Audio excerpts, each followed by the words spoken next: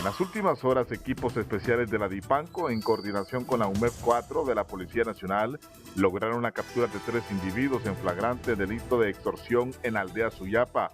Según las investigaciones, estos sujetos son integrantes activos de la banda criminal Los Puchos. Las autoridades policiales han señalado que estos 3 individuos se habían convertido en uno de los principales objetivos de investigación debido a la gran cantidad de casos de extorsión registrados contra propietarios de pequeños comercios y conductores del sector de transporte en diversos puntos de la ciudad. Entre los capturados figura Cristian Joel Núñez Cruz. Él tiene 30 años de edad. Lo que han dado a conocer los investigadores, él tenía un grado de coordinación dentro de dicha estructura delictiva.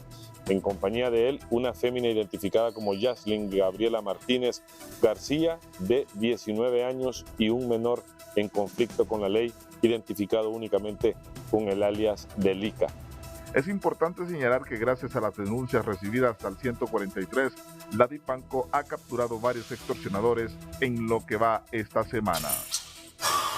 Una agente de la policía asignada a la unidad metropolitana número 4 resultó con varias lesiones en su cuerpo luego de que un ciudadano le atropellara con su vehículo a la altura de un retén policial ubicado en la colonia Luarque, salida al sur de la ciudad.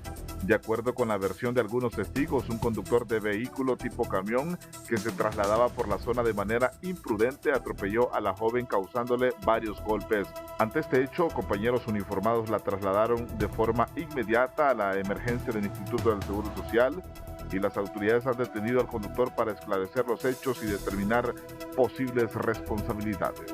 Nos mantenemos pendientes de más información en el matutino. Gracias al periodista Tony Munguía. Ahora pasamos a San Pedro Sula. Orlin Martínez, buenos días.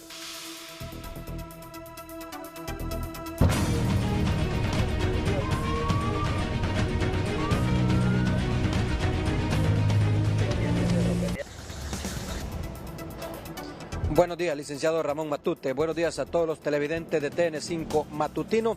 En la patrulla del Valle de Sula iniciamos. Nuestro compañero Cristian Cerón nos relata de algunas detenciones y un accidente que ha ocasionado gran congestionamiento en la ciudad de San Pedro Sula. Esto y más a continuación.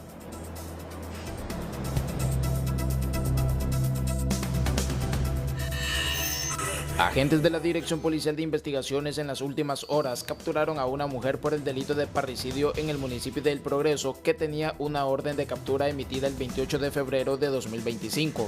Según el informe de la Unidad Metropolitana de Prevención número 11, la imputada de 31 años fue arrestada en Barrio Subirana, ubicada en el sector noroeste de la periferia de El Progreso, en virtud de no haber cumplido con las medidas impuestas por el delito de parricidio en el año de 2022. Por lo tanto, a la imputada se le informó sobre sus derechos y el motivo de su detención. Posteriormente fue trasladada y presentada ante el Tribunal de Justicia, que ordenó su captura, donde dará inicio al proceso legal correspondiente en su contra. Por otro lado, agentes de la patrulla de carreteras de la Dirección Nacional de Vialidad y Transporte capturaron a un individuo por uso de documentos falsos y falsificación de documento público. El sujeto detenido, de 23 años, es originario del municipio de Olanchito y residente en San Juan Pueblo, departamento de Atlántida. El ahora detenido, al momento de ser requerido, conducía un vehículo automotor tipo cabezal, por lo que los agentes de la Dirección Nacional de Vialidad y Transporte le solicitaron su permiso para conducir vehículos. Los agentes de la autoridad procedieron a verificar la autenticidad del documento de conducir en base de datos de la Dirección Nacional de Vialidad y Transporte, mismo que resultó ser falsificado. Para continuar con el procedimiento enmarcado en ley, el inculpado, junto con la evidencia probatoria del delito, será puesto a disposición de la Fiscalía Local del Ministerio Público. Para concluir, producto de un accidente vial en el puente de la 27 calle de San Pedro Sula, en donde una rastra perdió el control de su peso y generó tremendo congestionamiento que duró por varias horas de la noche, por fortuna no hubo personas lesionadas o conductores que hayan pasado un peligro, pero para infortunio de muchos que se conducían hacia su hogar, tuvieron que lidiar con tremendo problema. Así cerramos el resumen noticioso con lo más destacado en el Valle de Sula. Desde el corazón de la noticia, para TN5 Matutino, les ha informado Cristian Cerón. Vamos con el periodista Gustavo Bustillo, Ciudad de la Ceiba, patrulla TN5.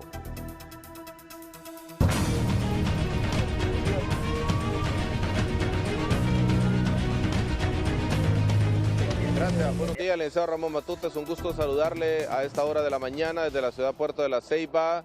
En materia de información, a bordo de la patrulla TN5, destaca que están realizando el velatorio del capitán, el piloto de la aeronave de esta empresa que lamentablemente tuvo este accidente cuando salía del aeropuerto Juan Manuel Gálvez en Roatán. Se trata, o me refiero al piloto, al capitán Juan Ángel Araya, quien este día serán sepultados sus restos mortales a partir de las 10:30 de la mañana. Esto y más se lo presento a continuación.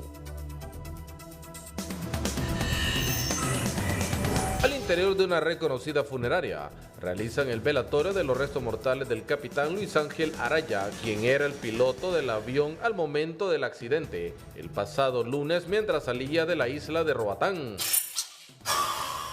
Efectivos policiales realizaron la detención de un ciudadano con orden de captura pendiente por el delito de homicidio imprudente en el municipio del Porvenir. La orden judicial fue emitida por los juzgados competentes el pasado 27 de agosto del 2024. Se trata de un hombre de 41 años de edad quien tenía una orden de captura pendiente por el delito antes mencionado. El detenido es originario de la Unión Departamento de Olancho y residente en la colonia 15 de septiembre de Olanchito en el departamento de Lloro. Dicha detención se realizó en la posta de control López Bonito ubicada en el municipio del Porvenir, Atlántida. Agentes de la UDEP número 1 capturan a un ciudadano por tenencia ilegal de arma de fuego en el departamento de Atlántida. La detención se ejecutó mediante allanamiento de morada en la aldea La Cumbre, municipio de La Masica en el departamento antes mencionado. Como resultado del operativo fue capturado el ciudadano en mención de 50 años de edad, originario del departamento de Copán y residente en dicha comunidad, quien se dedicaba a la ganadería. A él se le supone responsable del delito de tenencia ilegal de arma de fuego de uso permitido en perjuicio del orden público. Hasta aquí la patrulla TN5. Buenos días.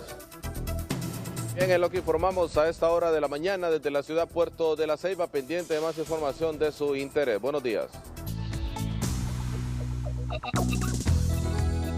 Hola, ¿qué tal? Muy buen día para todos. Iniciamos presentando este mapa de simbología que nos ilustra el Frente Frío número 36, que ya va a recortarse al norte del Golfo de Honduras, pero nos dejará un patrón de vientos del norte y del noreste para esta jornada de viernes, y esos vientos estarán arrastrando un poco de humedad. De hecho, la dirección de los vientos pues estará variando del norte, tal como se ve en esta imagen, y variando al noreste, y justamente en esas trayectorias acarreando un poco de humedad con acumulados que no son tan importantes. Eso sí, algunas ráfagas de viento en el transcurso de la mañana que pueden llegar a los 75 kilómetros por hora en la parte occidental del departamento del Paraíso, aquí en el departamento de Francisco Morazán, algunos puntos de La Paz, departamentos como La Esperanza, como Intibucá, y Lempira en el occidente, también con algunas ráfagas importantes. Y esta es parte de la humedad que se estará introduciendo conforme avancen las horas, principalmente horas de la mañana de este viernes, algunas precipitaciones moderadas en la región oriental, norte y algunos puntos del occidente, y los acumulados no van tan altos, no sobrepasarán los 10 milímetros en los puntos donde esperamos esa precipitación. En cuanto a las temperaturas, pues tendremos temperaturas en ascenso ya, y en el norte que descendieron a 26, pues ya tendremos 28 y 30, hasta 31 en el occidente, que reportó puntos hasta con 5 grados en horas de la madrugada en puntos altos del occidente, 31 que en el centro, 39 en la parte sur, hasta 33 en la zona oriental de nuestro país. El oleaje puede llegar a 2 metros en la parte del litoral Caribe y a la salida del Golfo de Fonseca, nada de Pacífico. Vamos con 2.6 metros para esta jornada, así que por favor extremar precauciones, principalmente los que anden en embarcaciones de medio y bajo calado. Y este gráfico nos está mostrando qué es el cambio climático, que es medible y cuantificable. Quemamos más combustibles fósiles, entonces mayor cantidad de emisiones, se atrapa el calor, las temperaturas van en ascenso y nos impacta con fenómenos meteorológicos extremos, y también impacta los ecosistemas de los cuales depende la vida en la Tierra. Mientras destruimos nuestro planeta, invertimos pues cantidad de millones, billones de dólares por tener estos robots allá en el planeta rojo, el planeta Marte, y aquí nos están mostrando lo que tiene este planeta. Pues no tiene nada, es un planeta que está totalmente árido, no tiene ni siquiera atmósfera, y nosotros tenemos un planeta rico y no lo estamos cuidando. Cuídense mucho, siempre les queremos como televidentes, sino como noticia. Que la pasen bien.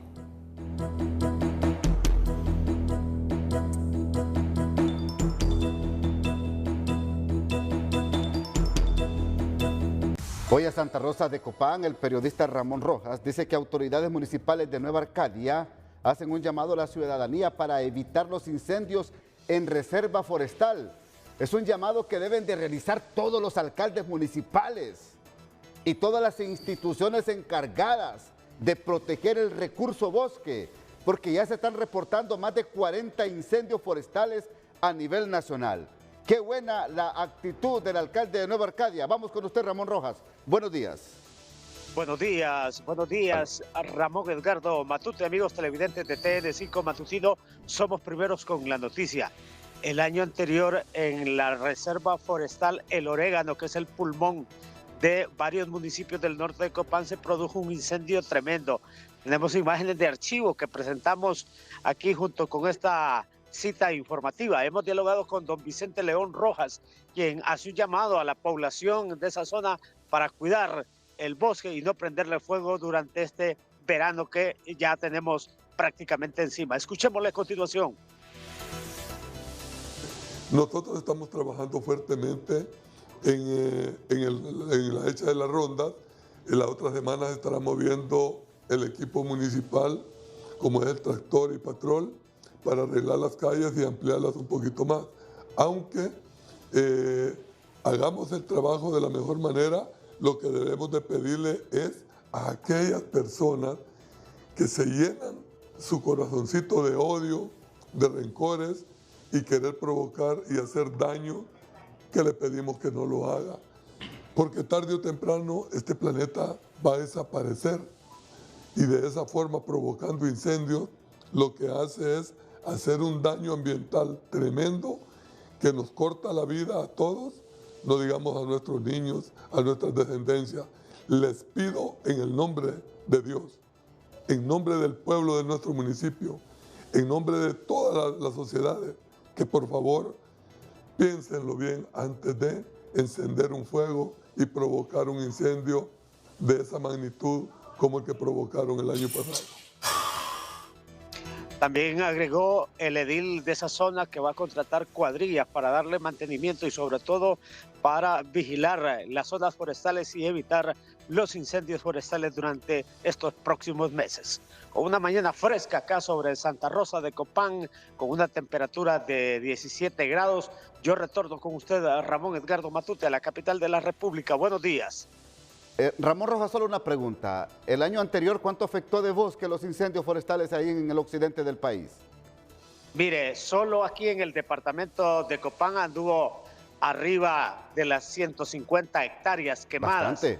En el sector central del departamento de Copán y sobre todo esa reserva forestal del Orégano, que es una cantidad enorme de foresta, pues hubo que controlarla después de 4 días que estuvo, 4 o 5 días estuvo encendido y tuvo que trabajar el ICF, la Policía Nacional, el Ejército, porque no se podía controlar esa zona, Ramón Edgardo.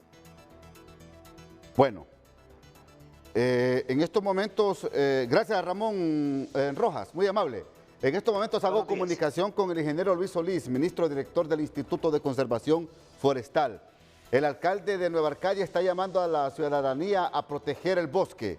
Creo que debe ser un trabajo de todos los alcaldes municipales y de instituciones como ustedes, ingeniero Solís, para garantizar que este año no se queme tanto recurso bosque en Honduras en esta temporada de verano. Buenos días. Buenos días, Ramón. Buenos días también a toda la población que está pendiente de su programa. Totalmente de acuerdo. Ese llamado lo deberían de hacer todos los alcaldes que están dentro de esos municipios que son totalmente vulnerables a incendios forestales. Ya el año anterior tuvimos una experiencia muy fuerte, incluso pudimos documentar, no fue denuncia, pero también pudimos aclarar a la población hondureña que solo 57 alcaldías de las 298 pues estuvieron comprometidos con lo que fue la prevención y el combate de incendios forestales, colaborando también con el gobierno, con otras instituciones como las Fuerzas Armadas y el Instituto de Conservación Forestal.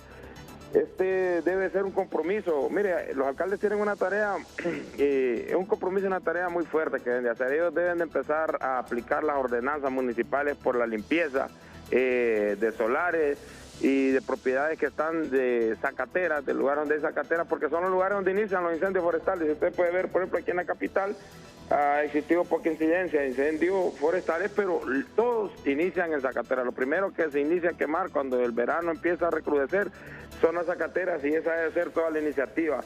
Hemos tenido coordinaciones con alcaldes municipales, pocos, eso hay que decirlo, prácticamente a través del ICF y Fuerzas Armadas se han estado atendiendo los incendios forestales, pero son pocos los que han coordinado, y esos de los pocos alcaldes, muchos han prestado mucho compromiso desde la planificación, la organización y la prevención. Hoy todavía estamos en una etapa de prevención, construyendo rondas, limpiando regeneración, formando y capacitando todavía más personal voluntario, la mayoría, de juntas de agua, grupos agroforestales, brigadas comunitarias, pero ese trabajo todavía no hemos entrado a lo que es el combate directo a incendios forestales. Entonces ahí es donde nosotros necesitamos el compromiso de todas las alcaldías municipales, que son vulnerables esos municipios a ser afectados por incendios forestales. ¿Cuántos incendios forestales se reportan hasta esta fecha, ingeniero Solís? Mire, cuando entre Zacatera y incendios forestales hay 57 reportados, pero hay un aproximado de 30 incendios que ya se han dado en bosque. Se han afectado cerca de 1.300 hectáreas de bosque. Las áreas más afectadas son la zona sur del país, que ha estado más expuesta a pocas lluvias y bajas precipitaciones. Usted puede ver, por ejemplo, el día de hoy cómo amaneció el clima en la capital. Esto es favorable para que disminuya, no es que no existan incendios, pero disminuya el riesgo de tener incendios forestales y también tener incendios forestales de altas proporciones y velocidad de propagación como el año anterior. El año anterior fue atípico y no se puede comparar con este año. Este año nos ha dado un poco de ventaja para tener menos incidencia de incendios forestales. ¿Cuánto recurso bosque hasta hoy se ha destruido por incendios? Por incendios se han afectado cerca de 1.300 hectáreas. Si comparamos al año anterior, prácticamente un 200% menos, tanto en número de incendios como en área afectada. Permítame, hasta la fecha estos 57 incendios entre zacateras y bosque han afectado 1.300 hectáreas.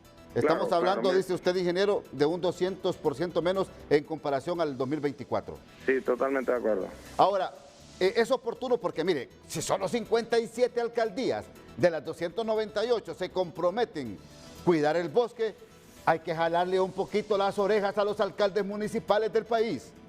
Ya no estamos en temporada de política y hay que proteger el recurso bosque, porque falta lo peor del verano, ingeniero Solís.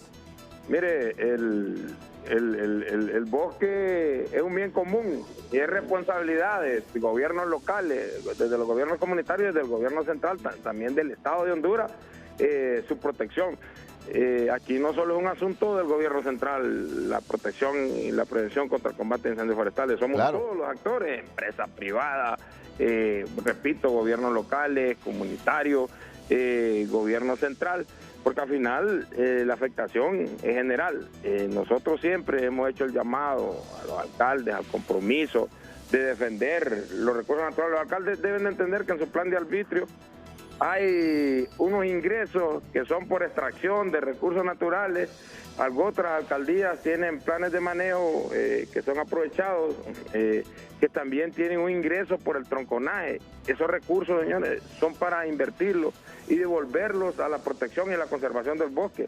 Nosotros lo que pedimos es que lo hagan efectivo y también apoyen para disminuir la carga, porque esto es responsabilidad de todos. Todos los actores somos responsables. Ayer en San Pedro Sula tuvimos un ejemplo muy claro. Estuvo la empresa privada, estuvieron algunas municipalidades, estuvieron instituciones del gobierno, comunitarios, para defender lo que es el merendón. Así que tienen que ser articulados todos los actores, es la única forma como puede garantizar la defensa de nuestro bosque en el país. Perfecto. Bueno, estamos en alerta en estos momentos con el bosque nacional por estos incendios, ingeniero.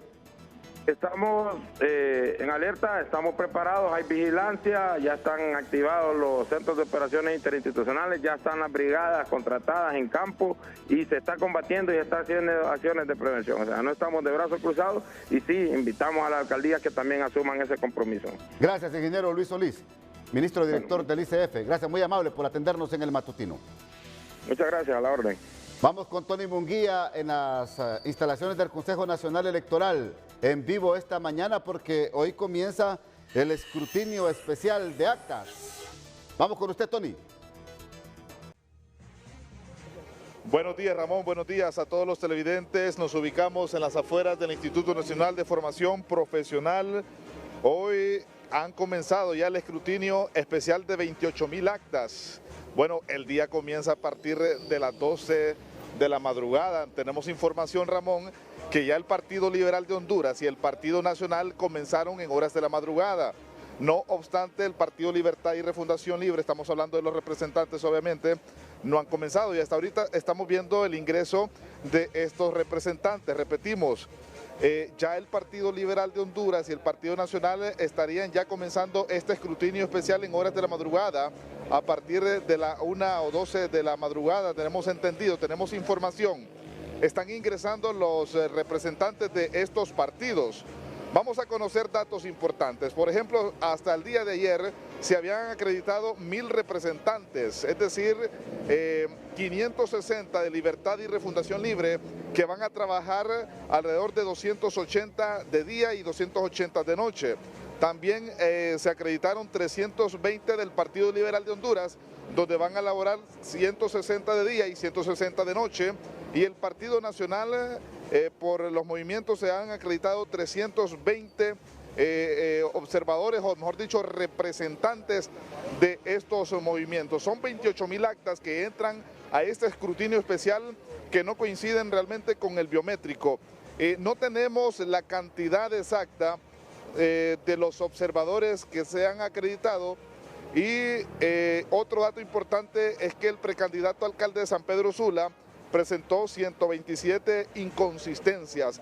Estas mismas están en este escrutinio especial. A esta hora del día, repetimos, en el Instituto Nacional de Formación Profesional ya han iniciado el escrutinio especial. Vemos a esta persona que está mostrándole la acreditación al militar a este ingreso del Instituto Nacional de Formación Profesional. Le mostró la acreditación que es representante del Partido Libertad y Refundación Libre, si logré captar más o menos. Entonces ya están ingresando, repetimos, los representantes de cada partido, Partido Liberal de Honduras, Partido Nacional y Libertad y Refundación Libre, que fueron los partidos que participaron en las elecciones primarias del pasado 9 de marzo. A esta hora del día, lo que les podemos informar del Instituto Nacional de Formación Profesional. Con ustedes, buenos días.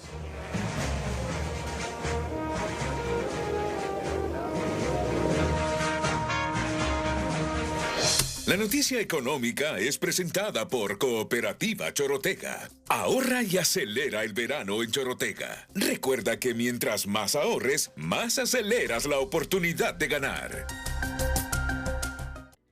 El gobierno de la República, en su presupuesto aprobado para el 2025, contemplan préstamos por el orden de los 51.475.317.049 lempiras. Estos se tendrán que ubicar de dos formas. Número uno, la colocación de títulos y valores a largo plazo por el orden de los 27.599.607.796 lempiras. Estos son los llamados bonos soberanos, que hay que colocarlos a largo plazo por esta cantidad de 27.000 millones de lempiras, pero también se busca obtener préstamos a largo plazo, que son préstamos que se buscan en la banca nacional y externa, por el orden de los 25.906 o 902 millones de lempiras. También me ponen la gráfica, por favor, para que la gente se enfoque. Esta es la gráfica. Es la colocación de títulos y valores a largo plazo, que son o llamados bonos soberanos, y la obtención de préstamos en el mercado interno o externo financiero, para hacer un gran total de 51.000 millones de lempiras. ¿Para dónde va esta deuda, esta obtención de deuda por parte del Gabinete Económico del Gobierno? Isaac Sandoval, usted platica con expertos esta mañana. Buenos días. Buenos días, licenciado Ramón Matute. Pues en estos momentos me acompaña el doctor en Economía Carlos Avilés. Doctor, el financiamiento de la deuda en el país, en su mayoría en los últimos años ha pertenecido a financiamiento externo. ¿A dónde tiene que ir destinado y el cuidado que se debe tener por parte de las autoridades para el aprovechamiento de estos recursos? Buenos días. Mire, el tema de los fondos externos es un tema quizás el más importante financieramente hablando para un país, porque con él financia usted la parte del presupuesto que no puede adquirir por la vía nacional, por la vía de los tributos, y lo que es más importante para financiar proyectos de inversión. Sí, en los últimos años y en los próximos años va a ser común de que tengamos que endeudarnos para poder acercarnos a la realización de proyectos que son importantes para el país. Así es que es normal que un país esté endeudado para querer progresar. Lo único que se espera, obviamente, es de que los gobiernos de turno, no en particular, sino que todos estén bien organizados, sean eficientes para que nos endeuden para cosas productivas, porque el endeudamiento, cuando usted no tiene recursos para invertir, la única vía es el financiamiento, y en este caso el financiamiento externo generalmente facilita las condiciones financieras más favorables para los países. Entonces, como le repito, todo depende de que los gobiernos de turno, cualquiera, no ninguno en particular, sean eficientes, sean honestos, ¿verdad? Sean bien intencionados y sobre todo que sean manejados con mucha sabiduría, con mucha eficiencia. Necesitamos gente técnica realmente en estas áreas que ubiquen, por ejemplo, cuál es la agenda de inversiones que tiene el país. Honduras es un país altamente de influencia de la naturaleza, o sea, dependemos de la agricultura, y preguntarnos es si nuestros esfuerzos de inversión están orientados hacia ese campo tan crítico como es la agricultura, que ahí es donde tenemos bastante potencial. Se han puesto a disposición más de 27 mil millones en bonos soberanos. ¿Qué tan fácil es colocarlos en el mercado internacional? Bueno, eso depende del grado de endeudamiento que tengamos, del valor de nuestra moneda frente al dólar. Depende también del exceso de recursos que tengan esos entes internacionales. A veces se quedan sin lugar a dónde invertirlos. Entonces, es una serie de condiciones que se tienen que dar. Pero en la medida en que nosotros tengamos la capacidad, que creo que la tenemos actualmente, se pueden ubicar esos bonos, pues, y lo interesante no es tanto obtener los recursos, sino que saberlos invertir, porque de ahí dependemos esta generación y las futuras.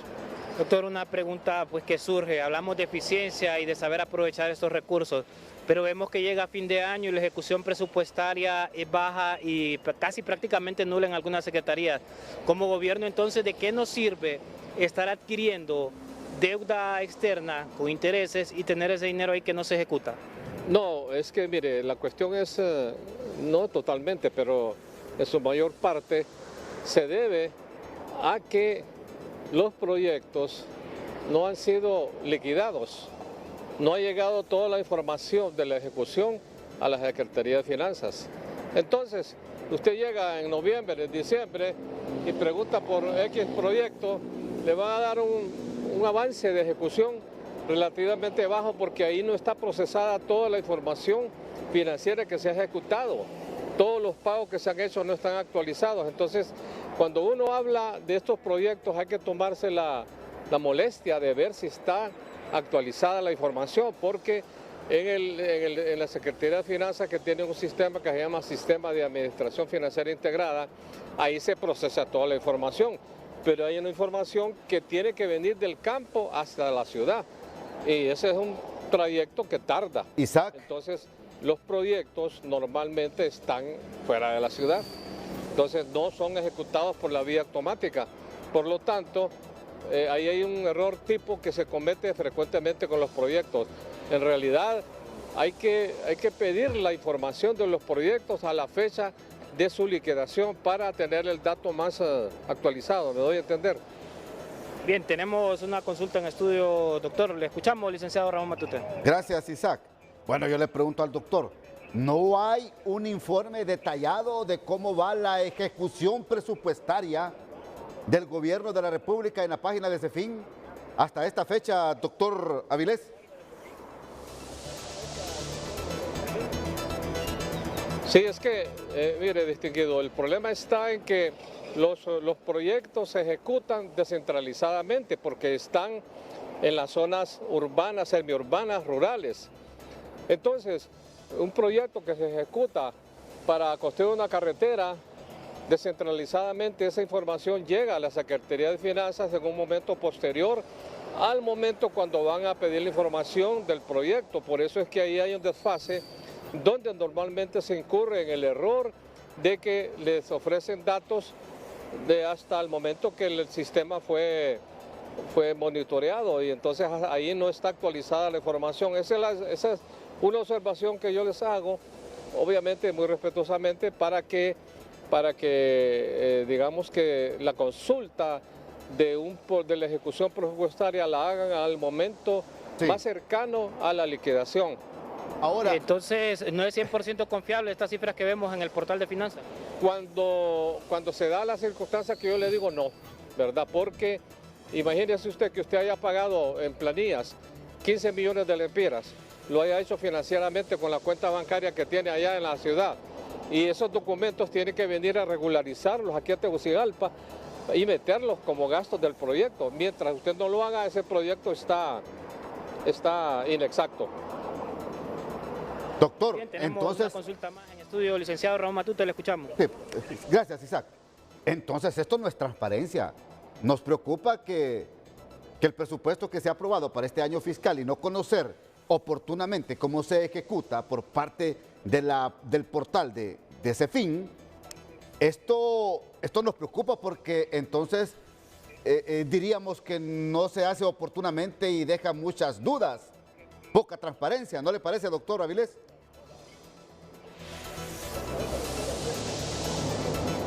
Sí, mire, Matute, la verdad es que es un fenómeno que se da siempre en los procesos presupuestarios, porque la información que se tiene eso se da, por ejemplo, cuando hablan de baja ejecución, porque no lo han hermanado a los procesos de ejecución real. Entonces, es un problema que se da, por eso yo insisto en que cuando citen la ejecución de un proyecto, ¿verdad?, se pregunten si ahí está actualizada toda la información de la ejecución real, porque entre la ejecución física y la contable que se da en el CIAFE, puede ser que hayan inexactitudes que los lleven a dar datos inexactos. Esa es mi observación nada más. Y obviamente todos estos proyectos están debidamente protocolarizados y tienen una asignación, tienen una fecha, tienen calendarización, pero entre la fecha de la ejecución física y la contable puede hacer que ahí hayan diferencias significativas. Bueno, imagínense, esas diferencias significativas provocan dudas, muchas dudas en el momento de transparentar el uso de recursos públicos, doctor Avilés. Por un lado y por otro lado, no se sabe entonces oportunamente cómo se gastan viáticos, gastos de representación, pago de boletos aéreos de los funcionarios públicos, pagos de otras actividades que realizan los funcionarios públicos. Es decir, es muy tardío y causa algún tipo de especulación la información, doctor Avilés. Sí, mire, eso último que usted dijo, estamos totalmente de acuerdo, porque hay mucha cuestión ahí de subjetivismo, de gastos superfluos, gastos innecesarios que encarecen, y eso sí le hace mucho daño a los proyectos o a la ejecución en general. Sí, es lamentable, ¿verdad?, porque es que el hondureño cuando está de funcionario se creen pequeños dioses o emperadores y creen que nunca van a salir de ahí, se creen todopoderosos, y eso genera una cultura, una anticultura de la administración pública, y eso nos hace mucho daño. Ese es un problema que hay en la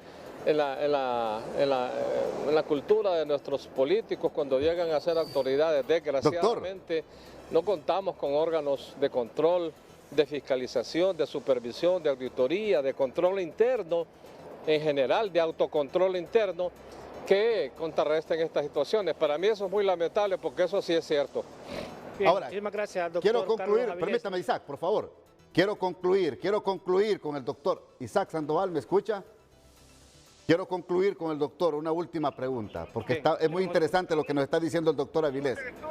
Ahora, estos pequeños dioses que usted dice que están ahí funcionando en el aparato público, hay que tenerles mucho cuidado porque pueden abusar de su poder estos pequeños dioses y malutilizar los recursos públicos, hipotéticamente hablando, ¿ah?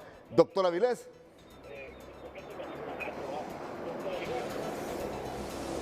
No le escuché, me repito. Nos reitera la pregunta, licenciado Ramón Matute, tuvimos problemas aquí con la comunicación. Bueno, que nos preocupa cuando el doctor Avilés dice que hay unos pequeños dioses ahí, emperadores en el poder, en funcionarios públicos, que nos preocupa porque si se catalogan así, hombre, ¿cómo estarán utilizando entonces los recursos públicos? ¿De una manera decente o una manera indecente? ¿De una manera confiable o desconfiable? Si hablamos hipotéticamente, ¿verdad? Por favor, doctor Avilés. Sí, mire, Matute, lo que pasa es que, como le repito, las raíces de estos problemas están en la cultura. En la política hondureña está metido un universo casi totalmente, estamos llenos de personas oportunistas, gente que normalmente no son buenos profesionales, ni son personas probadas en la ética, en la honradez, en la eficiencia, pero llegan a ocupar cargos en la política. Señoras, por ejemplo, que deberían estar de amas de casa, están dirigiendo instituciones y ni siquiera se dan cuenta qué es lo que tienen entre manos. O sea, estamos en un universo de ineficiencia, estamos en un país lleno donde las personas que deberían de conducir los destinos de las instituciones contrariamente están en manos de gente muy, pero muy fuera de la necesidad. Así es que esta es una realidad que no es de este gobierno, es de siempre. Honduras siempre ha tenido este problema de los políticos en donde nos acaparan, ¿verdad?, los procesos que corresponden a personas más capaces, más formadas, más experimentadas, lo tienen personas que se dedican a grupos políticos y esa es la verdad, ¿no? O sea, si yo ofendo a alguien, pues no sé, me disculpan, pero es la verdad. Yo no puedo opinar de una forma errónea porque entonces, imagínense que estamos, ¿va? Hay que hacerle la crítica a la sociedad, al Estado. Tenemos que ver cómo se dan esas condiciones para que podamos contar con un modelo de Estado que promocione valores, que promocione la eficiencia, la producción, los resultados, etcétera, etcétera. Muchísimas gracias al doctor Carlos Avilés desde este punto de la capital. Si no hay más consultas, retorno con ustedes a los estudios. Positiva es presentada por Banco Cuscatlán. Nueva app Cuscatlán, hecha para ti. Descárgala ya. Banco Cuscatlán.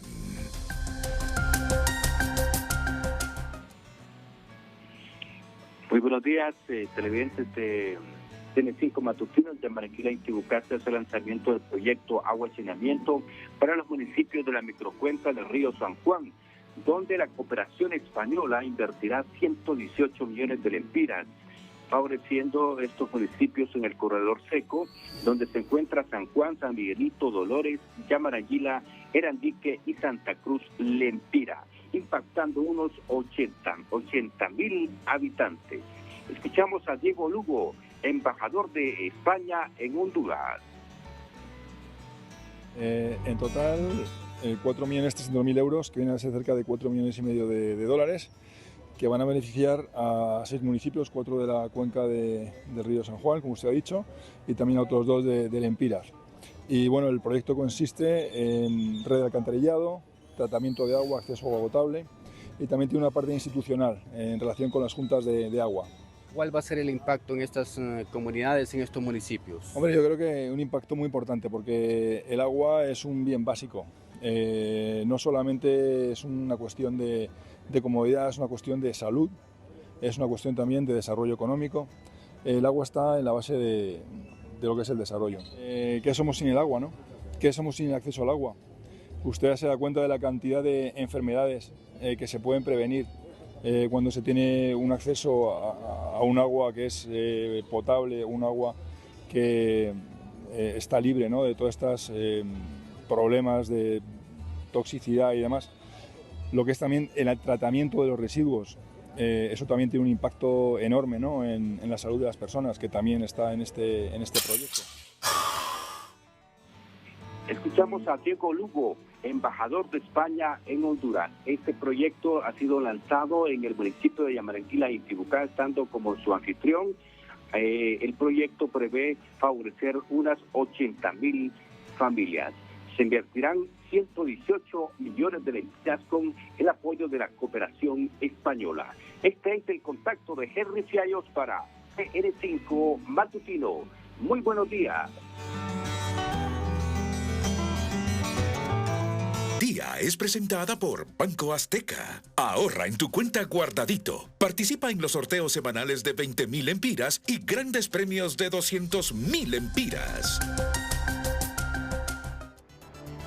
Según la ASJ y la Red Democrática de Honduras, visualizan escenarios que pueden afectar la democracia del país desde varios sectores políticos y cuestionan la participación partidaria de algunos miembros de las Fuerzas Armadas de Honduras.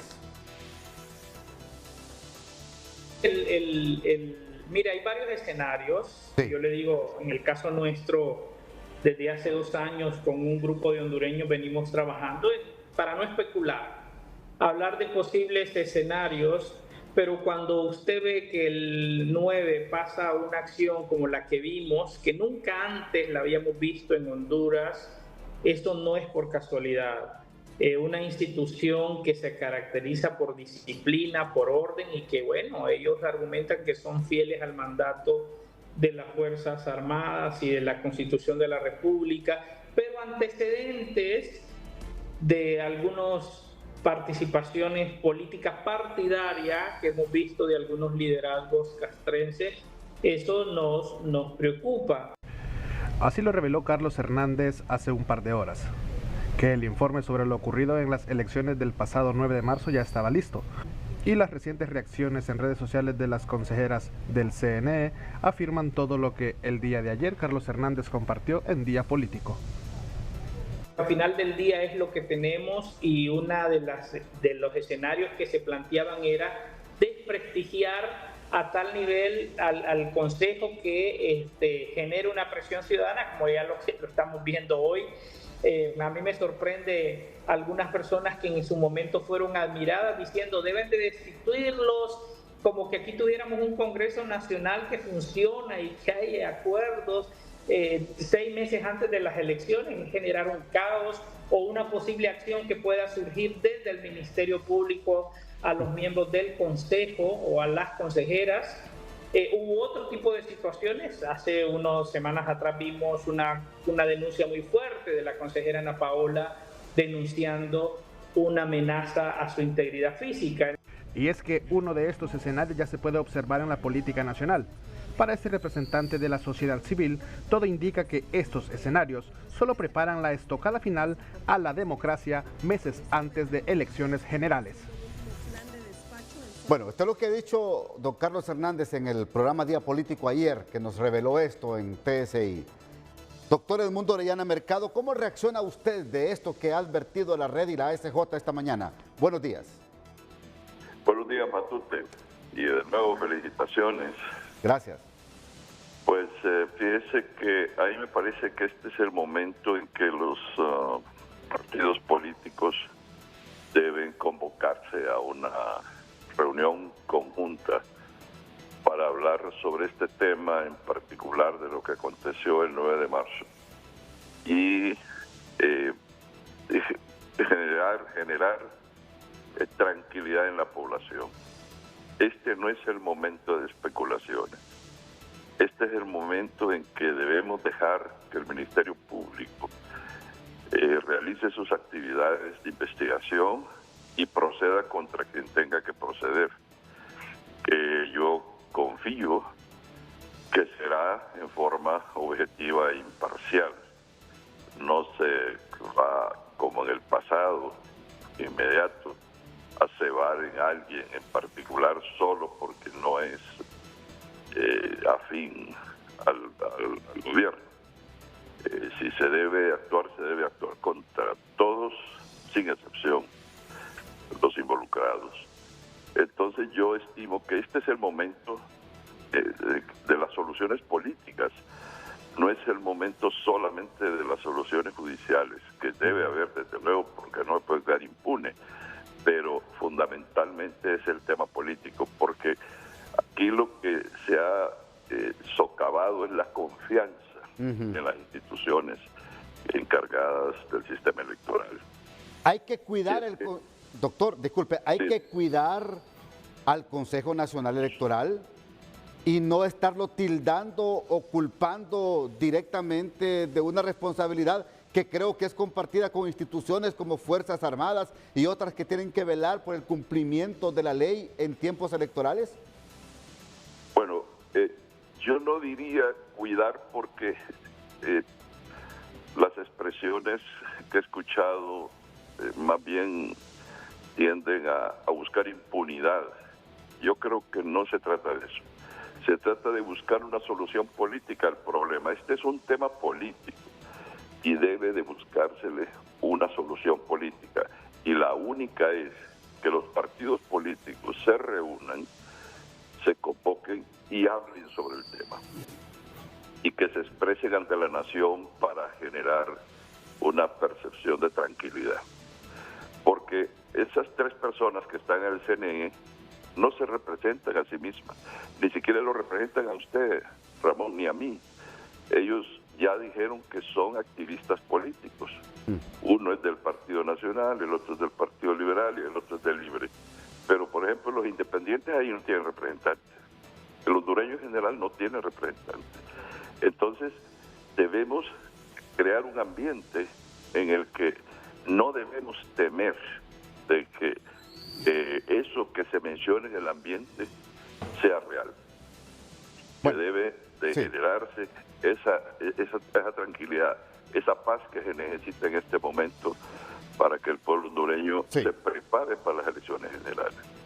Pero si dejamos que ese tipo de rumores vayan creciendo y los partidos políticos no hacen nada al respecto, no va para ningún lado la cosa, y al contrario, puede ir muy mal. Termino con esta pregunta y por favor también me responde unos 30 segundos por el tiempo, doctor. ¿Hay ensayos en Honduras y de quiénes pueden ser para trastocar esta democracia que tanto nos ha costado? Lo desconozco, Matute, lo desconozco. Lo que ocurrió es evidente de que hubo algo raro que tiene que resolverse, tiene que escudriñarse e identificarse los responsables, los culpables. Pero desconozco si es un complot, quienes participan, eso no lo sé. Perfecto. Gracias, doctor Edmundo Orellana, muy amable por atendernos. Gracias. A la orden. Tengo más reacciones esta mañana, mis compañeros Isaac Sandoval y Tony Munguía. Vamos con usted, Isaac. Vamos. Bien, de inmediato le consultamos al abogado Carlos Arévalo sobre estos posibles escenarios que se han planteado para la democracia y el proceso electoral. Un saludo al pueblo hondureño. Mire, lo que queremos los hondureños son cartas claras sobre la mesa. En primer lugar, dilucidar este embudo, este juego del gato y el ratón que hay en este momento de algo inédito que sucedió por primera vez en la historia de Honduras, que ni a principios de los años 1900 se daba algo como lo que se dio el 9 y 10 de marzo, que durante 2 días fueron elecciones internas. ¿Por qué 2 días? Porque a altas horas de la madrugada estoicos y heroicos hondureños que exigían su derecho votaron en horas de la madrugada del día siguiente que fueron convocadas las elecciones primarias. Lo que queremos son escenarios de paz, tranquilidad. En primer lugar, que se busque a los culpables de este concurso de delitos electorales, porque aquí no solo hubo un delito electoral, hubo un concurso de delitos electorales, según lo que hay un extenso catálogo que hay de delitos electorales, no solo en la ley electoral, sino en el Código Penal hondureño a partir del artículo 542 en adelante, que ya nos enumeran. Queremos también elecciones generales de paz y claras. No necesitamos que se esté manoseando la democracia o que se pretenda manosear la democracia o las emociones electorales de todos nosotros los hondureños. ¿Cómo fortalecer este sistema democrático, mejor dicho, este próximo proceso electoral en vista de todo lo que se ha dado? Bueno, persiguiendo a los culpables de lo que sucedió. Eso nos va a dar certidumbre a los hondureños y nos va a dar confianza. Lo que necesitamos es que se busque a los culpables del descalabro que hubo por primera vez en Honduras en elecciones primarias. Eso nos va a dar una confianza y nos va a abrir el camino para tener fe y esperanza en las elecciones generales. Porque si este problema que sucedió sigue en dimes y diretes, en el juego del gato y el ratón, no sé qué pueda pasar en las elecciones generales. Necesitamos garantías, por primera vez, que se amarren los pantalones el Consejo Nacional Electoral y las Fuerzas Armadas. Siempre han garantizado las elecciones, no solo primarias, sino también las generales. Queremos esa garantía de fe, tanto el Consejo Nacional Electoral como de las Fuerzas Armadas. Y todas aquellas personas que fallaron, pues que sean sustituidas, que se sustituya, porque cuando tú no eres inoperante, tienes que darle paso a gente operante. Muchísimas gracias al abogado Carlos Arévalo de este punto de la capital. Si no hay ninguna consulta, retorno con ustedes a estudios. Isaac, gracias Isaac Sandoval. Vamos con el periodista Tony Munguía, que tiene más reacciones. Antes, así se comporta el tráfico vial en el Boulevard Kuwait a esta hora de la mañana, para que usted tome otras alternativas. Está saturado, es un tráfico pesado, al igual que otros sectores de la capital de la República. Concluye el noticiero con ustedes, Tony Munguía. Hasta aquí el programa, que pasen todos un feliz viernes. Muy bien, ¿qué dicen los representantes de estos partidos políticos, en el principal el Partido Liberal de Honduras?